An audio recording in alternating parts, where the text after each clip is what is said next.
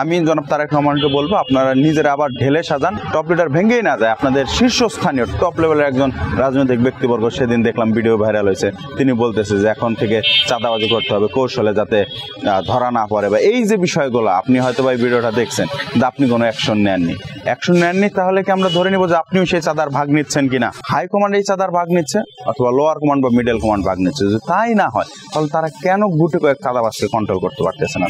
Last 10 মাসে প্রায় 150 খুন নিজেরা আধিপত্য বিস্তার নিয়ে।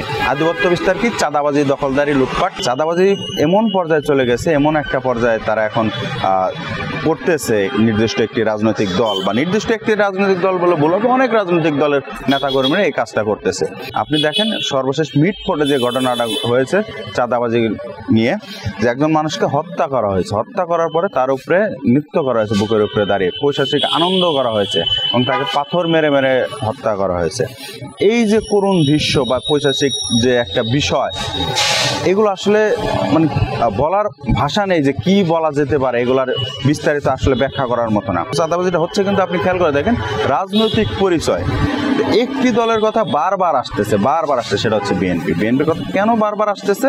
কারণ তাদের রাজনৈতিক নেতাকর্মীদের নিয়ে প্রতিদিন পত্রপত্রিকায় লেখালেখি হচ্ছে, অমুক জায়গায় চাঁদাবাজি, অমুক জায়গায় দখলদারি, অমুক জায়গায় লুটপাট। এগুলো আমি মনে করবো যেগুলো বিএনপির জন্য ব্যর্থতা। একটি রাজনৈতিক দল হিসেবে, বাংলার সর্ববৃহৎ রাজনৈতিক দল হিসেবে আমি বলবো তাদের জন্য ব্যর্থতা। কারণ হয় হাইকমান্ড এই চাঁদার ভাগ নিচ্ছে অথবা লোয়ার কমান্ড বা মিডল কমান্ড ভাগ নিচ্ছে। যদি তাই না হয় তাহলে তারা কেন গুটি কয়েক চাঁদাবাজকে কন্ট্রোল করতে পারতেছে না? হয়তোবা এই দল, এই বৃহৎ রাজনৈতিক হয় চাঁদাবাজদের হাতে জিম্মি, অথবা চাঁদাবাজরা এই দলের হাতে জিম্মি। যদি তা না হয় তাহলে হাইকমান্ডের জনাব তারেক রহমান বারবার বলতেছে যে আপনারা চাঁদাবাজি করবেন না, চাঁদাবাজির বিরুদ্ধে রুখে দাঁড়ান, কিন্তু তার দলের নেতাকর্মীরা বারবার চাঁদাবাজিতে জড়িয়ে পড়তেছে এবং একটার পর একটা অমানবিক ঘটনা ঘটাচ্ছে। আপনি দেখেন লাস্ট 10 মাসে প্রায় 150 খুন নিজেরা। আপনি চিন্তা করেন যে তাদের কোন পর্যায়ে চলে গেছে। এবং আমি জনাব তারেক রহমানকে বলবো আপনারা নিজেরা আবার ঢেলে সাজান, আপনাদের দলকে আবার নিচ থেকে গুছিয়ে তুলুন। কারণ আপনাদের যে তৃণমূল সেটা ভেঙে গেছে, আপনাদের যে মিডল অংশটা রাজনৈতিক প্রেক্ষাপটে সেটাও ভেঙে গেছে, আপনার টপ লিডার পজিশন সেটাও ভেঙে গেছে। যদি টপ লিডার ভেঙেই না যায়, আপনাদের শীর্ষস্থানীয় টপ লেভেলের একজন রাজনৈতিক ব্যক্তিবর্গ, সেদিন দেখলাম ভিডিও ভাইরাল হয়েছে, তিনি বলতেছে যে এখন থেকে চাঁদাবাজি করতে হবে কৌশলে, যাতে ধরা না পড়ে। বা এই যে বিষয়গুলো আপনি হয়তো বা এই ভিডিওটা দেখছেন, কিন্তু আপনি কোনো অ্যাকশন নেননি, তাহলে কি আমরা ধরে নিব যে আপনিও সেই চাঁদার ভাগ নিচ্ছেন কিনা? এটা আমাদের সন্দেহ থেকে যায়। তারেক রহমান এখন দেশে আসতেছে না, তার একটা কারণ তিনি দেশে আসলে এই চাঁদাবাজি, এই খুন খারাপের এগুলোর দায়ভার তাদের নিতে হবে।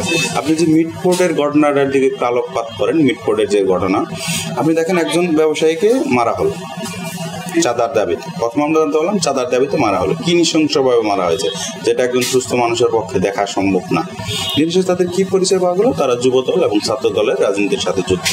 তার ওইখানে যে প্রভাবটা বিস্তার করেছে সেটা কিন্তু সেই রাজনৈতিক যে তার পরিচয় সেটা দিয়েই সে তার প্রভাবটা সৃষ্টি করছে। একটা দল কিন্তু পারে না সেটা দায় এড়ানোর জন্য, কারণ সে রাজনৈতিক কর্মী বলে সে প্রেশারটা দিয়ে সে চাঁদাবাজির কারণে একজন মানুষকে মেরে ফেলতে পেরেছে। তারপরে আমরা দেখলাম নানামুখী মিডিয়া ট্রায়াল, যে 2 লক্ষ টাকা চাঁদা চেয়েছিল তার কারণে মারা হয়েছে, আবার দল বলছে যে এর সাথে কোনো রাজনৈতিক কর্মী জড়িত না, এরকম।